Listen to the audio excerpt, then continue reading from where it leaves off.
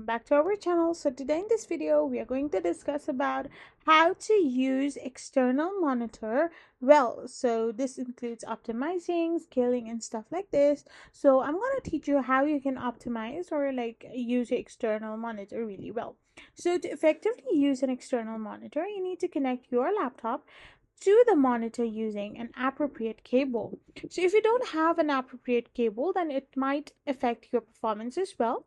Then you can also use the display settings, like you can access via Windows and P, or you can simply choose duplicate or extend, or only use secondary screen only modes to optimize your workflow, such as expanding your device, desktop, or mirroring your screen.